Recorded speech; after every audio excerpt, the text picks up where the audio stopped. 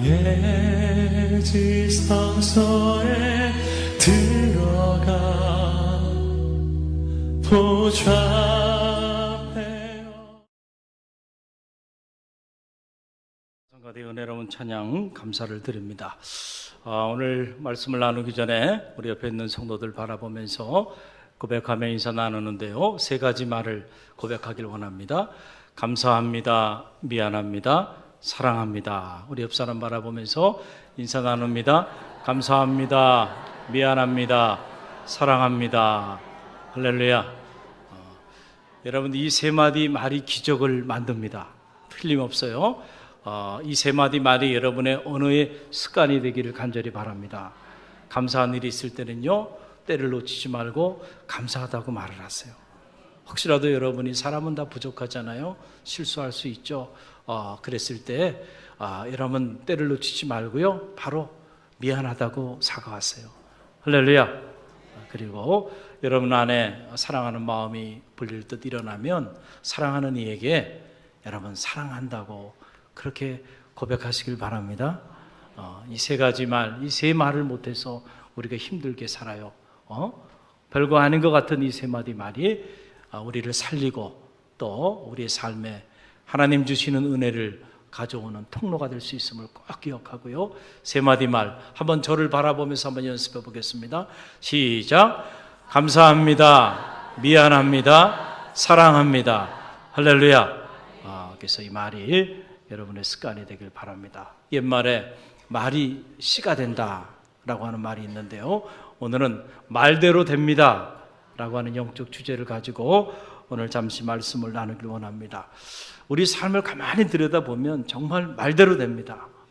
그 사람이 하는 그 말이 그 사람의 삶을 결정하고 그 사람의 삶을 지배하는 것을 보게 돼요. 그래서 이 하이데거라고 하는 철이는 언어는 존재의 집이다 라고 하는 유명한 말을 남겼어요. 그러니까 그 사람이 어떤 사람인지 알기 위해서는 그 사람이 사용하는 그 언어를 한번 한 자리에 모아보면 그 사람이 어떤 사람인지 알 수 있다라고 하는 거죠. 그래서 그 언어가 그 사람의 인격을 나타내고 그 사람의 존재를 드러내게 돼 있다라고 하는 거예요. 그래서 미국의 저명한 심리학자인 이 마틴 셀리그맨이 Learned Optimism이라고 하는 유명한 책을 썼어요. 부제를 보게 되면 How to Change Your Mind and Your Life라고 하는 그런 부제인데, 직역을 해서 번역을 하자면 이런 얘기죠. 학습된 낙관주의, 어떻게 당신의 마음과 인생을 바꿀 것인가 라고 하는 이런 책입니다. 이 책을 보게 되면 이 마틴 셀리그맨이 오랜 동안 연구를 한 거예요. 왜 현대인들이 문명의 이기에도 불구하고 불행하게 살아가는가? 왜 이렇게 많은 사람들이 정신질환 속에서 우울증에 시달리는가? 이걸 오랜 동안 연구를 해본 거예요. 그래서 그런 사람들을 대상으로 해서 연구를 해보니까 그 사람들은 하나같이 한 가지 공통점이 있는데 보니까 그들의 언어가 부정적인 언어로 길들여져 있다는 거예요. 그래서 마틴 셀리그맨은 우리에게 말을 합니다. 우리의 삶이 정말 행복한 삶을 살기를 원한다고 한다면 당신의 언어 습관을 고치라는 거예요. 뭐를 고치라고요? 언어 습관을 고쳐야 한다. 그래서 이 언어 습관을 고치지 않고서는 우리 삶이 바뀌지 않는다는 거예요. 여러분, 언어가 부정적이고요, 언어가 이렇게 타락한 사람들은 보면 그 사람의 삶도 부정적으로 살고요, 그 사람의 삶도 타락한 삶을 살아가고 있습니다. 그래서 여러분 보세요. 어느 세대나 우리가 이 모세오경도요, 언어, 말의 관점에서 보면 놀라운 진리가 이 모세오경 안에 나타나게 되는데, 한 세대가 타락했다라고 하는 것은 뭐를 통해서 알 수 있느냐 하면 그 세대 사람들이 사용하는 언어를 들여다보면 알 수 있어요. 타락한 세대는 타락한 언어를 사용합니다. 말이 타락하면서부터 사람도 타락하게 된다는 거예요. 그래서 우리의 삶과 언어는 따로 가는 것이 아니고 함께 가는 거예요. 그래서 우리가 이 언어 생활을 잘해야 돼요. 말이 경건하고 거룩하고 그리고 긍정적이면 그 사람의 삶도 긍정적입니다. 그 사람의 삶도 거룩한 삶을 살고 있다니까요. 그 사람의 삶도 성화된 삶을 살아가고 있음을 알게 돼요. 사람의 말이 그 사람의 삶을 지배한다라고 하는 그런 얘기입니다. 그래서 옛말에 이런 말이 있잖아요. 한마디 말이 천냥빛을 갚는다는 거예요. 엄청난 얘기 아닙니까? 한마디 말이 천냥빛을 갚아요. 그 정도로 말이 힘이 있고요. 그 말이 우리가 어떤 말을 하느냐에 따라서 우리의 삶이 이렇게 큰 변화를 가져올 수 있다는 얘기죠. 저는 기독교의 경전인 하나님의 말씀을 묵상하면서 제가 깨달은 영적인 진리 중에 하나는 그거예요. 천장빛 정도가 아니고요. 우리가 하나님이 우리에게 주신 이 언어의 권세, 이 입술의 권세를 우리가 어떻게 활용하냐에 따라서요. 한마디의 말이 사람을 살리기도 하고 사람을 죽이기도 한다는 사실이에요. 얼마나 놀라우니. 생명이 말에 달려있다는 거예요. 천냥빛 정도가 아니라는 얘기죠. 그래서 여러분, 지혜자는 잠언 18장 21절에서 이렇게 말합니다. 우리 함께 읽어봅니다. 죽고 사는 것이 혀의 힘에 달렸나니 혀를 쓰기 좋아하는 자는 혀의 열매를 먹으리라. 죽고 사는 것이 어디에 달려 있어요? 혀의 권세에 달려. 죽고 사는 것이 어떤, 여러분이 어느 대학을 나왔는지, 아니면 여러분이 얼만큼 많은 재화를 가지고 있는지, 여러분이 어떤 자리에, 어떤 지위에, 여러분이 어떤 집에 살아가고 있는지, 어떤 차를 타고 사는지, 이런 것에 따라서 달려있는 게 아니고요. 죽고 사는 생사가 어디에 달려있다고요? 혀의 권세에 달려있다는 거예요. 이만큼 말이라고 하는 것이 중요하고요. 그 말이 우리의 삶을 살리기도 하고 죽이기도 한다라고 하는 그런 얘기입니다. 여러분, 오늘 본문은 민수기죠. 이 민수기의 말씀을 읽어보면 이 사실을 우리에게 잘 뒷받침해주고 있는 것을 보게 돼요. 우리가 사람 앞에서뿐만 아니고 하나님 앞에서도 믿음의 길을 걸어가면서 말을 잘해야 합니다. 할렐루야. 이 말을 잘못해서 화를 입기도 한다는 거죠. 오늘 본문이 바로 그 내용이에요. 자, 보세요. 이스라엘 백성이 출애굽해서 이제 한 13개월 정도 지났을까요?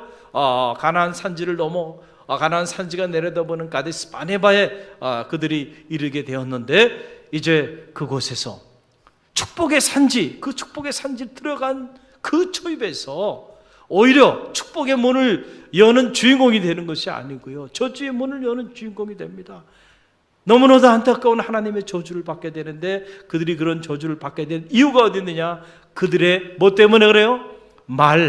그들의 말 때문에 그들이 저주를 받게 되는, 정말 너무나도 안타까운 장면이 오늘 본문에 기록되어 있는 것을 보게 됩니다. 여러분, 이스라엘 백성이 출애굽했어요. 출애굽해서 나가는데 안타까운 사실 중에 하나는 이제 하나님께서 오늘 말씀의 직접적인 배경이 되는 내용이죠. 이 가데스 바네아에 도착했어요. 거의 한 13개월 정도 됐을 거예요. 그래서 모세가 각 지파의 지도자들을 뽑습니다. 이스라엘이 12지파잖아요. 그래서 12명의 리더들을 선발해가지고 축복의 땅, 꿀과 젖이 흐르는 약속의 땅, 비전의 땅, 언약의 땅, 그 땅을 정탐하게 합니다.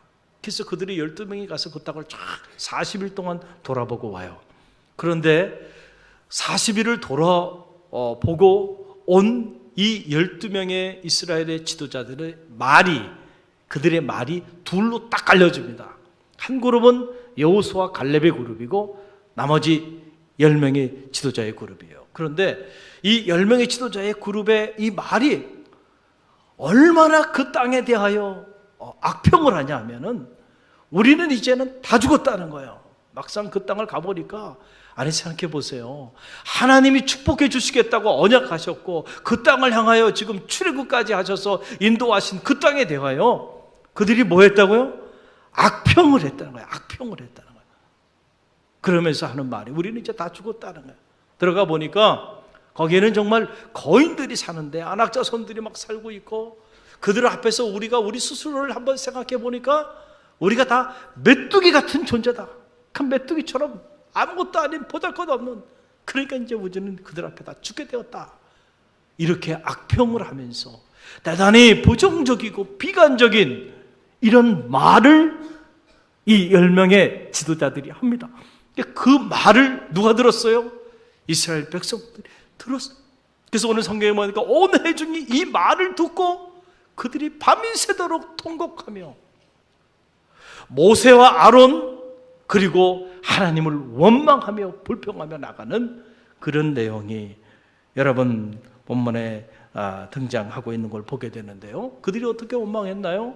여러분 민수기 14장 1절로 3절 말씀이에요. 자, 민수기 14장 1절로 3절 말씀 저와 여러분이 함께 읽어봅니다. 온 회중이 소리를 높여 부르짖으며 백성이 밤새도록 통곡하였더라. 이스라엘 자손이 다 모세와 아론을 원망하며 온 회중이 그들에게 이르되 우리가 애굽 땅에서 죽었거나 이 광야에서 죽었으면 좋았을 것을 어찌하여 여호와가 우리를 그 땅으로 인도하여 칼에 쓰러지게 하려 하는가? 우리 처자가 사로잡히리니 애굽으로 돌아가는 것이 낫지 아니하냐 그랬어요. 여러분 얼마나 안타까운 일이에요. 얼마나 안타까운 일이에요. 하나님이 지금 축복의 산지로 그들을 인도하고 그 축복의 산지 앞에서 그 축복의 산지를 돌아보고 온 다음에 이스라엘 백성들이 그 지도자의 그 부정적인 말, 그 비관적인 말을 듣고 그들도 똑같은 말을 하게 되는 게 말이라는 것은 전염성이 있는 거예요. 그래서 전염성이 있어요. 그렇잖아요? 그래서 흔히들 그런 얘기 하잖아요. 사람은 이 귀가 어떻게 저 사람은 귀가 얇다. 이 얘기는 뭐예요? 누가 한마디 말을 하면 금방 그 말을 듣고는 금방 또 흔들리니까. 그래서 이 말이 전염성이 있는 거예요. 특별히 긍정적인 말보다요 부정적인 말, 비관적인 말, 사람을 살리는 말보다 사람을 죽이는 말이 파급 효과가 대단히 큽니다. 왜냐하면 사람들은 그런 말을 좋아해요. 그런 말에 관심이 많아요. 그래서 온통 신문지상을 보더라도 긍정적인 말보다는 어떤 말들이 늘 난무해요? 대단히 비관적인 말, 비판적인 말, 판단하는 말, 사람을 막 죽이는 말. 야, 막 무서울 정도로 벌떼처럼 달려들어가지고 어떤 한 사람에 대하여 계속 그렇게 부정적인 말들을 하는 거 보면요 정말 무섭다라는 그런 생각을 갖게 돼요. 근데 왜 그런 보도들을 하냐면 사람들이 그런 곳에 관심이 많다니까요. 그래서 그런 것을 듣고 그런 말을 하며 살다 보니까 우리도 모르는 사이에 어떻게 해요? 마치 오늘 이 이스라엘 백성들이 10명의 지도자들의 이야기를 듣고는 그들이 모세와 아론을 원망하고 하나님을 원망하면서 왜 우리를 애굽에 가만히 있게 내버려두지 우리를 끌어내가지고 이곳에 와서 여기서 죽게 하느냐? 차라리 애굽에 있었으면 좋았을 뻔했는데 애굽에서 차라리 죽었으면 좋았을 뻔했는데 왜 우리를 이곳까지 끌어냈느냐 하면서요 참 너무나도 불경건한 이런 말을 거침없이 토해내고 있는 걸 보게 됩니다. 이런 모습을 하나님이 다 듣고 계셨다. 그리고 하나님이 오늘 민수기 14장 26절로 30절 말씀, 오늘 본문의 말씀이죠. 이런 이야기를 다 들으시고 하나님께서 하신 말씀이에요. 다시 한번 우리 이 본문의 말씀 함께 읽어봅니다. 여호와께서 모세와 아론에게 말씀하여 이르시되 나를 원망하는 이 악한 회중에게 내가 어느 때까지 참으랴? 이스라엘 자손이 나를 향하여 원망하는 바 그 원망하는 말을 내가 들었노라. 그들에게 이르기를 여호와의 말씀에 내 삶을 두고 맹세하노라. 너희 말이 내 귀에 들린 대로 내가 너희에게 행하리니 너희 시체가 이 광야에 엎드러질 것이라. 너희 중에서 20세 이상으로 계수된 자 곧 나를 원망한 자 전부가 여분네의 아들 갈렙과 눈의 아들 여호수아 외에는 내가 맹세하여 너희에게 살게 하리라 한 땅에 결탄코 들어가지 못하리라. 아멘. 참 안타까운 말씀이죠. 자, 하나님께서 나를 원망하는 이 악한 회중에게 내가 어느 때까지 참겠느냐라고 하는 얘기예요. 그러면서 하시는 말씀이 이스라엘 자손이 나를 향하여 원망하는 바 그 원망하는 말을 내가 들었다. 그들이 하는 그 말을 내가 들었다. 그리고 하시는 말씀이 이제 내가 내 삶을 두고 맹세하노니. 하나님이 하시는 말씀이에요. 모세와 아론을 불러놓고 하나님이 하시는 말씀이에요. 내 귀에, 너희 말이 내 귀에 들린 대로 내가 너희에게 행하리라. 여러분 꼭 기억하세요, 이 말을. 너희 말이 내 귀에 들린 대로 내가 그대로 행하리라는 거예요. 할렐루야. 저는 이 말이 저주의 말이 아니고 이 말이 여러분에게 축복의 말이 되기를 간절히 바랍니다. 여러분이 불평과 원망을 토로하면서 차라리 우리가 죽었으면 좋았을 뻔했다, 이런 안타까운 언어를 여러분이 사용하고 그 언어가 하나님께 들릴 때 하나님이 그 언어대로 그대로 행하여 주신다는 거예요. 이건 저주의 문이 열리는 거예요. 그러나 여러분이 만약에 이때 희망적인 말, 감사의 말, 할렐루야, 정말로 그곳에 갔더니 말이죠, 정말 그 땅은 비옥한 땅이고 하나님이 우리와 함께 하시면 우리가 능히 그 땅을 차지하리라. 그들은 우리의 밥이다. 여호수아 갈렙이 그렇게 말했잖아요. 할렐루야. 그런 말을 하고 그런 말에 여러분의 귀를 열고 마음의 문을 열면서 그런 고백을 여러분이 하며 나갔다고 한다면 여러분이 한 그 말대로 그대로 하나님께서 행하여 주시는 거죠. 그래서 여호수아 갈렙은 산지의 주인공이 됐지만 당시 출애굽 1세대 20세 이상 된 60만 3,550명은 그 말대로 그때부터 그들이 광야 40년의 그 고난의 길을 걸어가게 되고 그 40년 광야를 지나면서 단 한 사람도 살지 못하고 그들의 말 그대로 광야에서 다 죽어 쓰러지게 되었다라고 하는 사실이에요. 여러분, 저는 이 말씀을 이렇게 묵상하면서 참 마음에 이 모세오경을 묵상하면서 제 마음에 참 안타까운 사건들이 많이 있는데 그 안타까운 사건 중에 한 사건이 바로 이 사건이에요. 이 대목을 묵상할 때마다 참 너무너무 안타깝다. 그 놀라운 축복의 산지 앞에서 어떻게 이런 저주를 받게 될까? 뭐 때문에 그런 거예요? 말 때문에. 한번 따라해보세요. 말 때문에. 말을 가볍게 생각하면 안 돼요. 여러분의 말, 여러분의 언어 생활을 여러분들이 가볍게 생각하면 안 된다니까요. 그것이 여러분을 살리기도 하고 죽이기도 할 수 있다는 사실을 꼭 기억하시길 바랍니다. 이스라엘 백성이 출애굽은 했어요. 430년 동안 그들이 애굽에서 정살이했죠. 노예로 살았어요. 그러니까 아마도 그들의 삶이 그들이 원하는 삶이 아니잖아요. 그러다 보니까 그 430년 동안 세대를 이어가면서 살아왔던 그들의 언어 생활이 어떤 생활이었을까는 짐작이 가능하죠. 감사하는 말을 사용했을까요?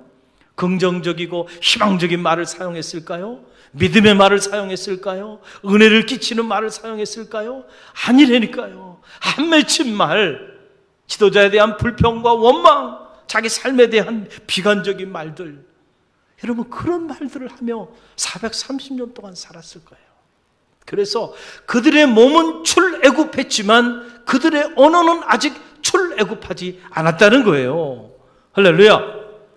우리의 말이, 우리의 언어가 출애굽하지 않으면 아무리 우리가 축복의 산지, 그 산지 앞으로 하나님의 인도함을 받으며 낮에는 구름기둥으로 밤에는 불기둥으로 때를 따와 만나와 매출하기를 허락하시고 기사와 이적을 통하여 그 길을 인도하여 주신다 할지라도요, 출애굽 1세대들처럼 말이 바뀌지 않으면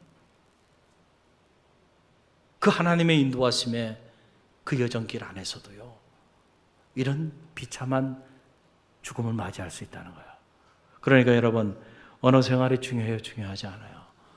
너무너무 중요하다는 거예요. 은혜를 받았다. 뭐의 은혜를 받았나요? 기도하다가 여러분이 어떤 영적인 신비 체험을 했나요? 방언이 막 터져 나오나요? 여러분 그것도 은혜고 은사예요. 그러나 여러분의 말이 은혜로운 말로 바뀌지 않고요, 여러분의 언어 생활이 하나님의 자녀다운 택함받은 성도의 언어 생활로 바뀌지 않는 한 제가 예언합니다. 출애굽 1세대의 이 안타까운 삶의 그 길을 우리가 전철을 밟을 수 있다는 사실을 꼭 기억하시길 바랍니다. 왜 이런 말씀이 기록되어 있을까요? 실패를 통하여 배우는 거죠. 어떤 경우에도 우리 갈릴리교회 성도들은 이 길을 걸어가지 않기를 바랍니다. 할렐루야.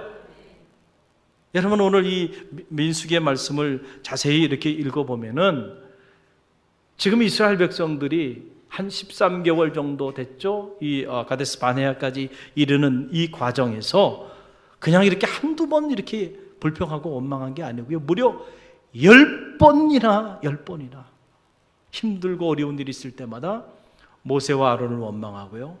그리고 하나님을 원망하고 더 나아가서 반역을 꾀하고 무려 10번이나 그 하나님께서 참다가 내가 언제까지 참겠느냐 말씀하시면서 하신 말씀이 오늘 본문의 말씀이에요. 그 10번을 이 시간에 다 묵상할 수는 없고요. 제가 몇 군데만 살펴보면 이렇습니다. 출애굽하자마자 그들의 앞길에 홍해가 가로막히게 되잖아요. 홍해 앞에서 이스라엘 백성들의 말이 어떠했는가 한번 들여다보겠습니다. 출애굽기 14장 11절로 12절의 말씀입니다. 함께 읽어봅니다. 그들이 또 모세에게 이르되 애굽에 매장지가 없어서 당신이 우리를 이끌어내어 이 광야에서 죽게 하느냐? 어찌하여 당신이 우리를 애굽에서 이끌어내어 우리에게 이같이 하느냐? 우리가 애굽에서 당신에게 이른 말이 이것이 아니냐? 이르기를 우리를 내버려 두라. 우리가 애굽 사람을 섬길 것이라 하지 아니하더냐? 애굽 사람을 섬기는 것이 광야에서 죽는 것보다 낫겠노라. 자, 홍해 앞에 놓이게 될 때 하나님은 지금 이 홍해를 통하여 바다 밑에 길을 내시고 기사와 이적을 행하실 계획을 가지고 계신데 그들은 그 홍해 앞에 봉착하게 됐을 때 하나님의 미래를 바라보지 못하고 믿음으로 불평하고 원망하는데 누구에게 먼저 불평하고 원망해요? 언제나 그렇습니다. 지도자에게 불평하고 원망하는 거예요. 모세와 아론에게 원망하잖아요. 너 우리 가만히 있겠다고 했는데, 내버려 두라고 했는데 네가 왜 자꾸 우리를 끌어내가지고 지금 이곳에 죽게 하느냐. 야, 하나님이 그 많은 기사와 이적을 통하여 그들의 울부짖는 고통의 소리를 들으시고 지도자 모세도 가고 싶지 않았어요. 근데 하나님께서 그 백성들을 위하여 보내셨고 모세도 순종하며 나갔던 거 아닙니까? 할렐루야. 그래서 하나님이 기사와 이적을 행해서 그들이 감사하며 감격하며 출애굽 해방의 주인공이 됐잖아요. 그런데 불과 얼마 되지도 않아가지고 홍해라고 하는 문제가 딱 봉착하니까 언제 그랬냐는 듯이 말을 바꿉니다. 우리가 언제 여기 나온다 그랬느냐, 내버려 두라고 말했는데 당신이 우리를 자꾸 끌어내가지고 우리가 지금 이곳에서 죽게 되지 않았느냐 하면서요 불평과 원망을 거침없이 표현합니다. 하나님께서 그들의 소리를 들으시고도요 참으셨어요. 그리고는 홍해를 가르는 기적을 행하여 주셨습니다. 할렐루야. 바다 밑에 길을 내셔서 쫓아오는 애국 군대를 수장시키시고 그리고 하나님의 구원의 역사를 경험하게 해요. 그랬더니 이 백성이 금방 또 뭐가 바뀌어요? 말이 또 바뀝니다. 그러면서 여호와를 찬양하고 하나님의 그 구원을 노래하기 시작합니다.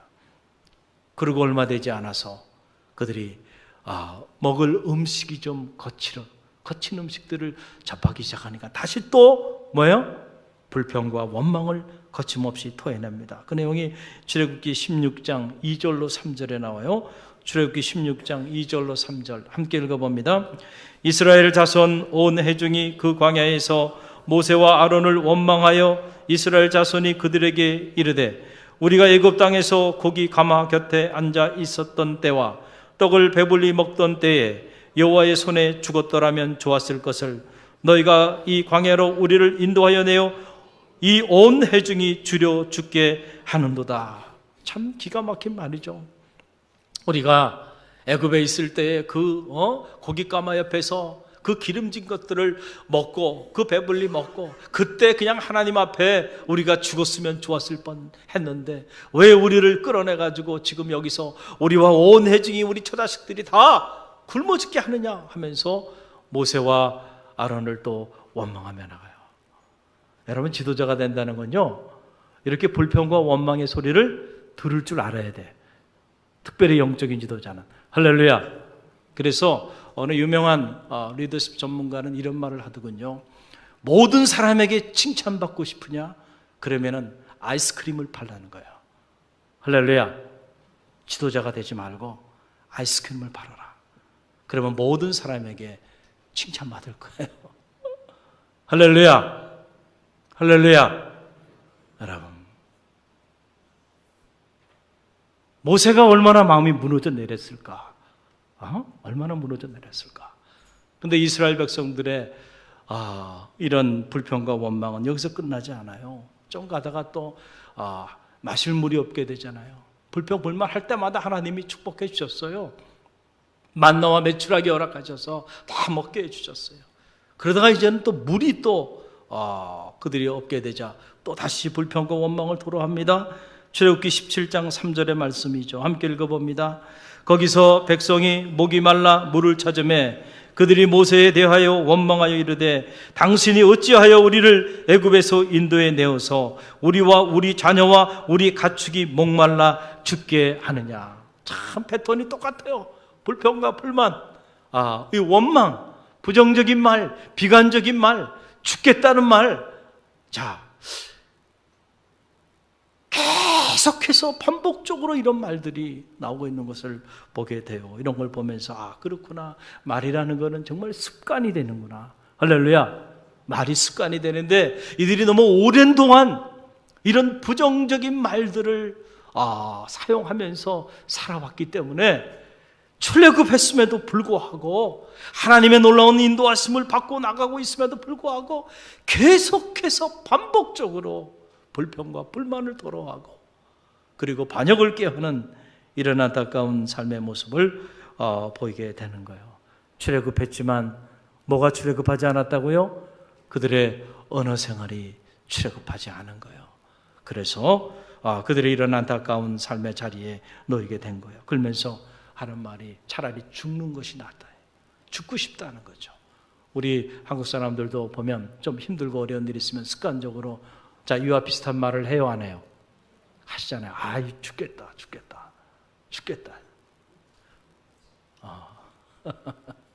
정말로 죽겠다고 하는 사람, 차라리 죽는 것이 낫지. 거기서 죽었어라면 좋았을 걸. 그러니까 지금 살아있는 것을 저주하는 거예요, 지금 자기 삶을. 자, 그러면은 이 말을 액면 그대로 우리가 받아들이면 이 사람은 죽여줘야죠. 죽고 싶다며. 차라리 죽었던 것이 더 낫다며. 지금 살아있는 것 자체를 저주하는 거 아닙니까? 스스로. 그런데 사실은 이스라엘 백성들이 이 말을 할 때 그들의 마음은 정말로 죽고 싶다는 얘기예요? 아니면 살고 싶다는 얘기예요? 살고 싶다는 얘기. 여러분 너무 잘 아시네요. 살고 싶다는 얘기예요. 삶에 대한 애착이 있는 거예요. 살 때 좀 편하게 살고 싶은데 왜 우리를 이렇게 괴롭히냐라고 하는 거죠. 우리에게 왜 이렇게 어려움을 주고 우리에게 왜 이렇게 고난을 주냐라고 하는 얘기죠. 살고 싶다는 거예요, 정말. 그런데 여러분 놀라운 사실은 뭐냐면 그들의 마음은 살고 싶어요. 그런데 그들의 말은 뭐예요? 죽겠다는 거죠. 하나님은 그들의 마음이 아니고 그들의 말을 따라서 어떻게 했다는 거예요? 역사하셨다는 거예요. 내 귀에 들린 그대로 내가 너희에게 행하리라. 자, 그러니까 언어 생활이 중요해요, 중요하지 않아요? 중요한 거예요, 중요한 거야. 우리가 말을 잘못하면요, 이런 안타까운 믿음의 길을 걸어가면서도 하나님 앞에 이런 안타까운 삶의 자리에 던져줄 수 있다는 거예요. 저는 이 말씀을 묵상하면서 이런 생각이 드는 거예요. 하나님은 우리의 기도에도 응답하시죠. 여러분 믿습니까? 우리의 작은 신음소리에도 응답하시는 하나님, 신실하신 하나님이에요. 그러나 하나님이 우리의 기도에만 응답하시는 분이 아니고 우리의 기도에만 귀를 기울이시는 분이 아니고 우리의 일상의 삶의 자리 속에서 우리가 하는 말, 그 말에도 귀를 기울이시는 분이심을 믿으시길 바랍니다. 할렐루야. 지금 이스라엘 백성들이 하는 이 말은 기도의 처소에서 하는 기도 소리가 아니에요. 그들의 일상의 삶의 자리 속에서 그들이 하는 말입니다. 그 말을, 너희가 하는 말을 내가 듣고 그 말대로 내가 너희에게 행하리라 하셨잖아요. 그러니까 여러분들이 하나님의 성전에 나와서 기도하면서 예배하면서 거룩한 말, 경건한 말을 사용하는 거 중요하죠. 그러나 그거 이상 중요한 게 일주일간 여러분들이 이제 세상 속에서 살아가는데 저는 개인적으로 이런 생각을 해요. 저는 어떻게 보면 이 하나님의 교회 안에 영적인 제사장이에요. 여러분은 세상 속의 영적인 제사장이에요. 할렐루야. 세상에서는 여러분이 세상을 변화시키는 그런 삶을 여러분이 살아내야 되는 거예요. 그런 면에서 저는 여러분의 언어 생활이 여러분의 가정에서, 여러분의 직장에서, 여러분의 일터에서, 여러분의 삶의 자리 속에서 이 출애굽 1세대 같지 않기를 간절히 바랍니다. 믿음의 말을 하십시오. 은혜로운 말을 하세요. 덕을 끼치는 말을 하세요. 긍정적인 말을 하세요. 하나님의 자녀다운 말을 여러분들이 하시기를 바랍니다. 그래서 여러분들 때문에 세상이 바뀌어지길 바랍니다. 우리가 행복한 가정, 행복한 교회를 꿈꾸는데요, 정말로 행복한 가정을 만들기 위해서는 그 가정의 언어가 바뀌어야 한다니까요. 할렐루야. 여러분의 언어로 여러분의 사랑하는 아내를 축복하세요. 왜 축복하지 않나요? 여러분의 아내를 여러분의 언어로 축복해 주라니까요. 또 여러분의 남편을 여러분의 언어로 축복하세요. 여러분의 자녀를 여러분의 언어로 축복해 주세요. 그런데 우리는 가만히 보면 사랑한다고 말을 하면서 나오는 언어를 보게 되면 무서워요. 무서워. 이게 사랑하는 사람이 아니고 정말 왼수시간 같고요. 무서운 말들을 너무 쉽게 사랑하는 이들에게, 가까이 함께하는 이들에게 너무 쉽게 내어뱉는다는 거예요. 자녀에게도 함부로 말하지 말기를 간절히 바랍니다. 할렐루야. 아내에게도 남편에게도 어떤 말을 해야 될까요? 여러분들이 이 언어 생활을 너무 가볍게 여기면 안 된다는 거예요. 너희 말이 내게 들린 대로 내가 그렇게 하리라. 기억하세요. 여러분의 가정에 주로 어떤 말이 자리하고 있는지 그 말대로 된다니까요. 할렐루야. 믿음의 말, 은혜의 말, 축복의 말, 생명의 말이 여러분의 가정 안에서도, 부부 생활 속에서도, 부모와 자녀 간에도 가득 흘러 넘치길 바랍니다. 할렐루야. 우리 출애굽 1세대들 이 안타까운 삶의 자리 가운데 우리가 던져져서는 안 된다라고 하는 사실이에요. 그래서 여러분 사도 바울이 옥중서신, 우리가 주일 오후 예배를 통해서 옥중서신을 쭉 묵상하고 있는데 이 옥중서신의 안편인 이 에베소서 묵상하고 있는데 이 에베소서에 보게 되면 하나님을 따라 거룩함으로 새 사람을 입은 사람들은 그들의 언어를 조심하라는 거예요. 언어 생활이 바뀌어져야 한다라고 하는 메시지를 선포합니다.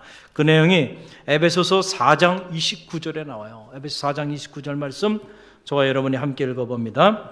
무릇 더러운 말은 너희 입 밖에도 내지 말고 오직 덕을 세우는 데 소용되는 대로 선한 말을 하여 듣는 자들에게 은혜를 끼치게 하라 그랬어요. 하나님을 따라 거룩함으로 너희가 새 사람을 입지 않았느냐? 그렇다고 한다면 새 사람을 입은 다운 언어 생활을 하라는 거예요. 이제부터는 더러운 말은 입 밖에도 내지 말라라고 하는 거예요. 왜냐하면 너희가 새 사람이 됐으니까. 그럼 어떤 말을 해야 되냐면 따라해봐서 덕을 끼치는 말, 선한 말, 은혜를 끼치는 말, 그런 말을 하라는 거예요. 그게 새 사람을 덧입은 사람의 언어 생활이라는 거예요. 저는 말하기 여러분의 말이 어떤 말을 하든지 간에 덕이 되는 말씀을 하시길 바랍니다. 할렐루야. 선한 말을 하세요. 악을 도모하는 말이 아니라 선한 말을 하시고 은혜를 끼치는 말을 하시는 새 사람들이 되시기를 바랍니다. 그래서 야고보서는 우리가 잘 아는 것처럼 행함이 없는 믿음은 죽은 믿음이다. 믿음이 있다고 말하는 사람들이 많은데 그 사람의 삶의 궤적을 들여다보면 그 사람이 정말로 믿음이 있는 사람인지 아닌지 알 수 있다는 거죠. 정말 살아있는 믿음은 행함이 따르게 돼 있다. 그래서 행함이 없는 믿음은 실상은 죽어있는 믿음이다. 다시 말하면 믿음이 없는 사람이다 라고 하는 엄청난 메시지가 담겨져 있는 말씀이 야고보서인데 이 야고보서에서 역시 이 언어 생활의 중요함을 우리에게 깨우쳐주고 있어요. 경건한 사람, 누가 경건한 사람이 경건한 사람에 대한 정의를 내립니다. 이 야고보서 1장 26절 말씀이에요. 우리 함께 읽어봅니다. 누구든지 스스로 경건하다 생각하면 자기 혀를 제갈 물리지 아니하고 자기 마음을 속이면 이 사람의 경건은 헛것이라 그랬어요. 우리가 신앙생활하면서 때로는 경건의 모습을 가지고 살아가죠. 정말로 우리가 경건의 모양뿐만 아니고 경건의 능력을 행하는 능력 있는 그리스도인이 되기를 원합니까? 그렇다고 한다면 여러분의 언어가 바뀌어지기를 간절히 바랍니다. 할렐루야! 하나님이 우리 믿는 자들에게 입술의 권세, 말의 권세를 주셨어요. 이 권세를 우리가 어떻게 사용하느냐에 따라서 사람을 살리기도 하고 사람을 죽이기도 합니다. 이 권세를 어떻게 활용하느냐에 따라서 하나님을 기쁘시게도 하지만은 여러분, 하나님을 진노케도 할 수 있다. 누가 경건한 사람인가? 스스로 경건하다고 말하는 사람이 경건한 사람이 아니고 그 사람의 말이 경건한 사람이 진짜 경건한 사람이라는 거예요. 할렐루야! 여러분의 말이, 여러분의 언어가 경건한 언어, 경건한 말이 되길 바랍니다. 교회 안에서뿐만 아니고 교회 밖의 일주일간 세상 속에서 여러분의 언어가 경건한 언어가 되기를 주님의 이름으로 간절히 축원드립니다. 사랑하는 성도 여러분, 하나님 앞에서나 사람 앞에서 오늘 우리가 하는 말대로 우리의 인생은 그렇게 빚어져 갑니다. 어떤 말을 하며 사십니까? 저는 말하기는 가능한 한 침묵하는 법을 배우시길 바랍니다. 말이 많으면 허물을 면하기 어렵다 그랬어요. 가능한 한 침묵하는 성도들이 되길 바라요. 그러나 여러분이 말을 해야 한다고 한다면 덕을 세우는 말을 하십시오. 은혜를 끼치는 말을 하십시오. 생명을 살리는 말을 하십시오. 사랑의 말을 하십시오. 믿음의 말을 하십시오. 이해하고 용서하는 말을 하세요. 감사의 말을 하시길 바랍니다. 그래서 여러분뿐만 아니고 그 말을 듣는 모든 이들이 죽음의 길을 걸어가는 것이 아니고 생명의 축복의 길을 걸어가는 그런 은혜가 있기를 주님의 이름으로 간절히 축원드립니다. 오늘 말씀을 마치면서 특별히 이 언어의 시인, 저는 그렇게 말하고 싶어요. 우리 이혜인 수녀님을 저는 언어의 시인이라 말하고 싶은데 이 이혜인 수녀님의 이 시 그리고 글들을 읽어보면 이분은 정말 언어에 대한 깊이 있는 자기 성자를 가지고 있는 그런 시인이구나 라고 하는 것을 깨닫게 됩니다. 특별히 이혜인 수녀의 말을 위한 기도, 그 기도의 일부를 여러분에게 읽어드리면서 오늘 말씀을 마치고자 합니다. 한번 조용히 한번 눈을 감아보세요. 조용히 한번 눈을 감아보세요. 말을 위한 기도. 날마다 내가 말을 하고 살도록 허락하신 주여, 하나의 말을 잘 탄생시키기 위하여 먼저 잘 침묵하는 지혜를 깨치게 하소서. 해프지 않으면서 풍부하고 경박하지 않으면서 품이 있는 한마디의 말을 위해 때로는 진통 겪는 어둠의 순간을 이겨내게 하소서. 참으로 아름다운 언어의 집을 짓기 위해 언제나 기도하는 마음으로, 돌을 닦는 마음으로 말을 하게 하소서. 언제나 진실하고 언제나 때에 맞고 언제나 책임 있는 말을 갈고 닦게 하소서. 내가 이웃에게 말을 할 때에는 하찮은 농담이라도 함부로 짓거리지 않게 도와주시오. 좀 더 겸허하고 좀 더 인내롭고 좀 더 분별 있는 사랑의 말을 하게 하소서. 내가 어려서부터 말로 저지른 모든 잘못, 특히 사랑을 거스른 비방과 오해의 말들을, 경솔한 속단과 편견과 위선의 말들을 주여 용서하소서. 나날이 새로운 마음, 깨어있는 마음, 그리고 감사한 마음으로 내 언어의 집을 짓게 하시오. 해처럼 환히 빛나는 삶을 당신의 은총 속에 이어가게 하소서.